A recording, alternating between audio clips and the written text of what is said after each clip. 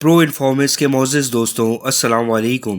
معزز دوستوں، قرآن شریف میں ارشاد باری تعالیٰ ہوتا ہے، جب موسیٰ علیہ السلام نے اپنی مدت پوری کر دی اور پھر چلے اپنی بیوی کو لے کر، دیکھی آگ طور کی جانب، تو کہا اپنے گھر والوں سے، تم ٹھہرو، مجھے طور کی طرف سے ایک آگ نظر آئی ہے، شاید میں وہاں سے کچھ خبر لاؤں یا تمہارے لیے کوئی آگ کی چنگاری لاؤں تاکہ تم تاپ سکو۔ پھر جب آگ کے پاس پہنچے تو ندا آئی میدان کے دائیں کنارے سے، برکت والے مقام سے، کہ اے موسیٰ، بے شک میں ہی ہوں رب العالمین، اور ڈال دے اپنا عصا۔ پھر جب موسیٰ علیہ السلام نے اسے دیکھا، لہراتا ہوا جیسے سانپ ہے، آپ علیہ السلام پیٹ پھیر کر چل دیے اور مڑ کر نہ دیکھا۔ پھر ندا آئی، اے موسیٰ، سامنے آؤ اور ڈرو نہیں، بے شک تجھے پناہ حاصل ہے، اپنا ہاتھ گریبان میں ڈالو، پھر نکلے گا سفید چمکتا بے عیب، اور اپنا ہاتھ اپنے سینے پر رکھ لو خوف دور کرنے کو، اور یہ دلیلیں ہیں تیرے رب کی فرعون اور اس کے درباریوں کی جانب، بے شک وہ فاسق ہے۔ معزز دوستو، بیشتر مفسرین کرام کا قول ہے کہ حضرت موسیٰ علیہ السلام کو اپنے گھر والوں سے ملنے کا شوق ہوا تو آپ علیہ السلام پوشیدہ رہ کر مصر میں واپس داخل ہونا چاہتے تھے۔ جب آپ علیہ السلام اپنی بیوی کو لے کر چلے تو آپ علیہ السلام کے ہمراہ بچے اور بکریاں بھی تھیں۔ جس رات حضرت موسیٰ علیہ السلام نے سفر شروع کیا، اس رات شدید سردی پڑ رہی تھی۔ آپ علیہ السلام راستہ بھول گئے اور باوجود کوشش کے راستہ تلاش نہ کر سکے۔ جب سردی کی شدت مزید بڑھ گئی تو آپ علیہ السلام نے طور پر آگ کا شعلہ دیکھا۔ کوہ طور آپ علیہ السلام کی مغربی سمت میں تھا۔ آپ علیہ السلام نے اپنے اہل خانہ سے کہا کہ تم کچھ دیر یہاں رکو، میں دیکھ کر آتا ہوں یہ آگ کیسی ہے۔ یہ آگ حقیقت میں نور تھا اور آپ علیہ السلام کے اہل خانہ سے پوشیدہ تھا۔ نیز آپ علیہ السلام نے اہل خانہ سے فرمایا کہ شاید مجھے وہاں سے کوئی راستہ نظر آ جائے یا پھر میں اس آگ کو تمہارے لیے لا سکوں تاکہ تم سردی کی شدت سے محفوظ رہ سکو۔ معزز دوستوں، حضرت موسیٰ علیہ السلام وہاں سے کیا خبر لائے، یہ کیسی خبر تھی، وہاں سے جو نور ملا وہ کیسا تھا، وہاں سے جو رہنمائی ملی وہ کیسی تھی، اس بارے میں اللہ تعالیٰ فرماتا ہے، پھر جب آگ کے پاس پہنچے تو ندا آئی میدان کے دائیں کنارے سے، برکت والے مقام میں درخت سے، کہ اے موسیٰ، بے شک میں ہی رب العالمین ہوں۔ قرآن مجید میں سورہ طٰہٰ میں ارشاد باری تعالیٰ ہے، پھر جب پہنچے آگ کے پاس ندا آئی، اے موسیٰ، بے شک میں تیرا رب ہوں، پس تو اتار دے اپنے جوتے، بے شک تو پاک جگہ پر ہے، اور میں نے چن لیا تجھے، غور سے سن جو وحی کیا جائے، یقیناً میں ہی اللہ ہوں، کوئی عبادت کے لائق نہیں میرے سوا، تو میری بندگی قائم کر اور نماز قائم کر میری یاد کے لیے، بے شک قیامت آنے والی ہے، میں اسے پوشیدہ رکھنا چاہتا ہوں تاکہ بدلہ دیا جائے ہر جان کو اس کے فعل کا جس کے لیے وہ کوشش کرتا ہے، پس نہ روک سکے تجھے وہ شخص جو ایمان نہیں لایا اور اپنی خواہشات کی پیروی کرتا رہا، پھر ہلاک ہوا۔ دوستو، بیشتر مفسرین کرام کا قول ہے کہ حضرت موسیٰ علیہ السلام نے جب اس آگ کو دیکھا تو اس کی جانب چل دیے۔ جب قریب پہنچے تو دیکھا کہ سرسب و شاداب درختوں سے آگ کے شعلے بلند ہو رہے ہیں اور ان درختوں کی شادابی بھی قائم ہے۔ یہ درخت طور پہاڑ کے دائیں جانب تھے۔ حضرت موسیٰ علیہ السلام اس وقت بابرکت وادی میں موجود تھے۔ حضرت موسیٰ علیہ السلام کا رخ قبلے کی سمت تھا اور یہ درخت مغربی جانب آپ علیہ السلام کی دائیں جانب تھے۔ اللہ نے اس مقدس وادی میں آپ علیہ السلام سے کلام کیا اور حکم دیا کہ اس جگہ کے تقدس کی وجہ سے تم اپنے جوتے اتار دو، بالخصوص اس بابرکت رات میں جب تمہارا رب تم سے کلام فرما رہا ہے۔ اہل کتاب کا قول ہے کہ حضرت موسیٰ علیہ السلام نے نور کی شدت کی وجہ سے اپنے چہرے کو ڈھانپ لیا تھا۔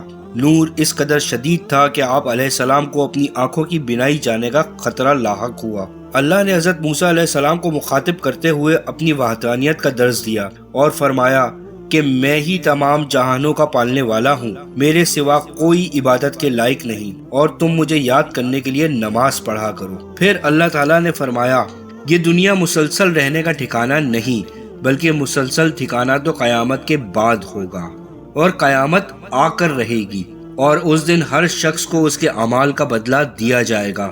نیز اللہ نے آپ علیہ السلام کو ترغیب دی کہ نیک اعمال کریں اور ان لوگوں سے علیحدہ ہو جائیں جو اپنی خواہشات کی پیروی کرتے ہیں۔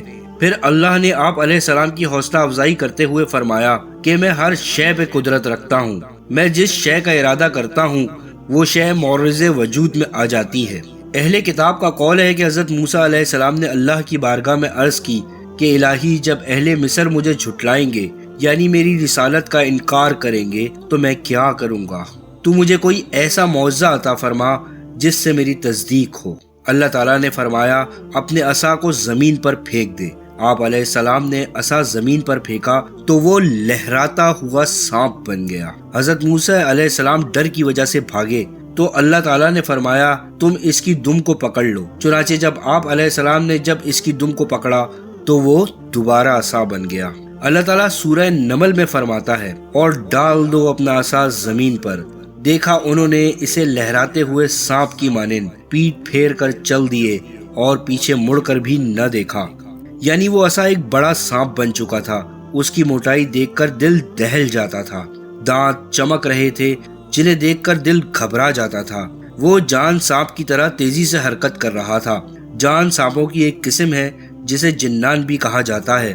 یہ بڑا نرم و نازک ہوتا ہے لیکن کودنے اور حرکت کرنے میں بہت تیز ہوتا ہے۔ جب حضرت موسیٰ علیہ السلام نے اسے دیکھا تو اس سے دور بھاگے کیونکہ یہ بشری طبیعت کا تقاضا تھا، اور پیچھے مڑ کر بھی نہ دیکھا، یعنی کسی طرف توجہ نہیں کی۔ ایسے میں اللہ تعالیٰ نے آپ علیہ السلام کو پکارا کہ آگے آ جاؤ، ڈرنے کی ضرورت نہیں کیونکہ تم امن میں ہو۔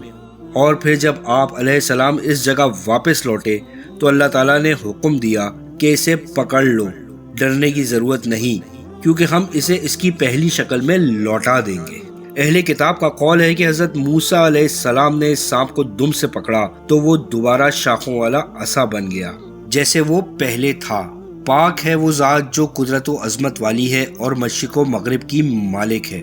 پھر اللہ تعالیٰ نے حضرت موسیٰ علیہ السلام کو حکم دیا کہ وہ اپنا ہاتھ گریبان میں ڈالیں۔ جب حضرت موسیٰ علیہ السلام نے اپنا ہاتھ گریبان میں ڈالا اور باہر نکالا تو وہ چاند کی مانند روشن تھا اور ایسا کسی بیماری یا برس کے داغ کی وجہ سے نہ تھا۔ اللہ تعالیٰ نے حضرت موسیٰ علیہ السلام سے کلام کیا کہ جب بھی تمہیں کوئی خوف کی کیفیت محسوس ہو تو اپنے ہاتھ کو سینے پر رکھ لینا، تمہارا خوف دور ہو جائے گا۔ یہ بات حضرت موسیٰ علیہ السلام کے لیے خاص تھی۔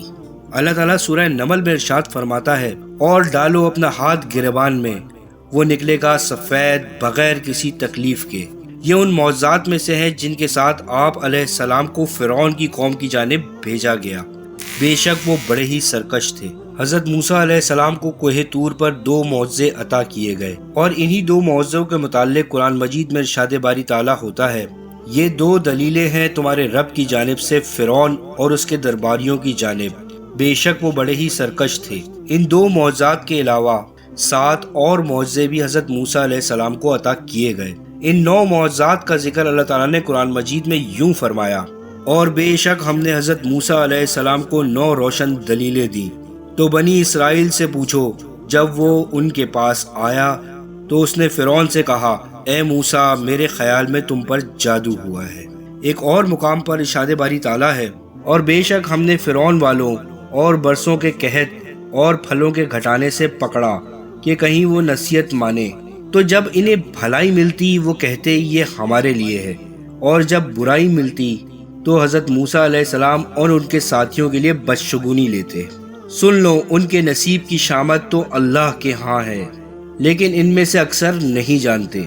پھر بولے تم کیسی بھی نشانی لے کر ہمارے پاس آ جاؤ، ہم پر اس سے جادو کرو، ہم کسی طرح تم پر ایمان لانے والے نہیں۔ تو بھیجا ہم نے ان پر طوفان اور ٹڈی اور جوئیں اور مینڈک اور خون، یہ سب واضح نشانیاں ہیں، اور پھر بھی انہوں نے تکبر کیا اور وہ مجرم قوم تھی۔ دوستو یہ 9 معجزات ان 10 احکامات کے علاوہ ہیں۔ ان 9 معجزات کا تعلق اللہ تعالیٰ کی قدرت سے ہے۔ وہ 10 احکام شریعت سے متعلق ہیں۔ یہ وضاحتیں اس لیے کی گئی ہیں کہ بعض اس غلط فہمی کا شکار ہیں کہ یہ سب ایک ہی ہیں۔ قرآن مجید میں ارشاد باری تعالیٰ ہے، حضرت موسیٰ علیہ السلام نے عرض کی، اے میرے رب میں نے ایک جان مار ڈالی ہے تو ڈرتا ہوں کہ کہیں وہ مجھے قتل نہ کر دیں، اور میرا بھائی ہارون اس کی زبان مجھ سے زیادہ صاف ہے تو اسے میرا مددگار بنا تاکہ وہ میری تصدیق کرے، مجھے ڈر ہے کہ وہ مجھے جھٹلائیں گے۔ اللہ تعالیٰ نے فرمایا، قریب ہے کہ ہم تیرے بازو کو تیرے بھائی سے قوت دیں گے اور تم دونوں کو غلبہ عطا فرمائیں گے، تو وہ تم دونوں کا کچھ نقصان نہ کر سکیں گے۔ ہماری نشانیوں کے سبب تم دونوں اور تمہاری پیروی کریں گے، غلبہ پاؤ گے۔ ان آیات میں اللہ تعالیٰ حضرت موسیٰ علیہ السلام کو فرعون کے دربار میں جانے کا حکم دے رہا ہے۔ حضرت موسیٰ علیہ السلام ایک قبطی کو قتل کرنے کی وجہ سے مصر چھوڑ گئے تھے۔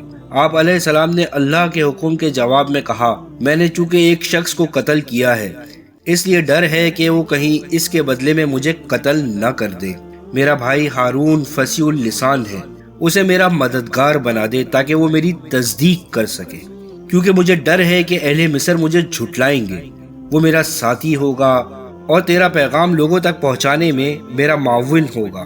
اللہ نے حضرت موسیٰ علیہ السلام کی درخواست کو قبول کیا اور کہا کہ ہم تجھے تیرے بھائی کے ذریعے ہی قوت دیں گے اور تم دونوں کو منصب رسالت پر فائز کریں گے۔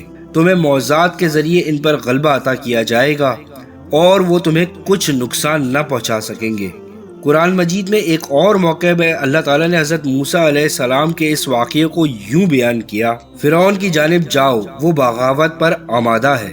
عرض کی، اے اللہ میرے سینوں کو کھول دے اور اس کام کو میرے لیے آسان کر دے، میری زبان کی گرہ کو کھول دے تاکہ وہ میری بات سمجھ سکیں۔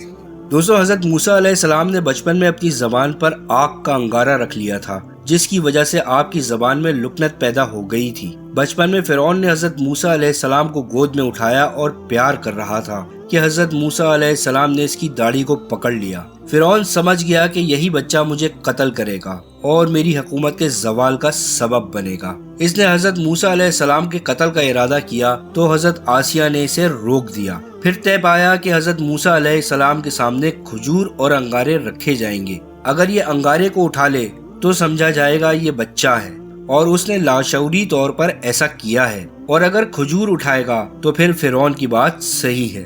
چنانچہ جب حضرت موسیٰ علیہ السلام کے سامنے کھجور اور انگارے لائے گئے تو آپ علیہ السلام نے کھجور کو اٹھانا چاہا، مگر اللہ کے حکم سے فرشتے نے آپ علیہ السلام کا ہاتھ انگارے کی جانب پھیر دیا۔ پھر آپ علیہ السلام نے انگارے کو اٹھا کر اپنی زبان پر رکھ لیا، جس سے آپ علیہ السلام کی زبان میں لکنت پیدا ہو گئی۔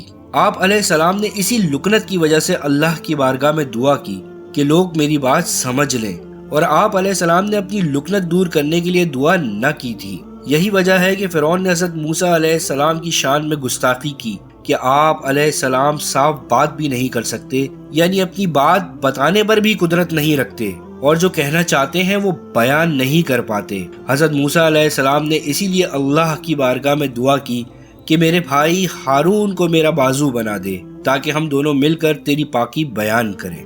حضرت موسیٰ علیہ السلام نے اللہ کی بارگاہ میں درخواست کی اور اللہ نے ان کی بات کو پورا کیا اور حضرت ہارون علیہ السلام کو منصب رسالت پر فائز فرمایا۔ اسی لیے اللہ نے فرمایا کہ آپ علیہ السلام اللہ کے نزدیک بڑی شان والے تھے اور ہم نے اپنی خاص رحمت سے اسے عطا کیا ہارون، جو کہ غیب کی خبریں بتانے والا تھا۔ دوستو، یہ وہ معجزات تھے جو آپ علیہ السلام کو کوہ طور پر عطا کیے گئے، اور انہی معجزات کی وجہ سے اللہ تعالیٰ نے آپ کو فرعون پر غلبہ عطا فرمایا۔ دوستو، آپ کو ہماری آج کی ویڈیو کیسی لگی؟ ویڈیو اچھی لگی ہو تو ویڈیو کو لائک، شیئر اور چینل کو سبسکرائب ضرور کیجیے گا۔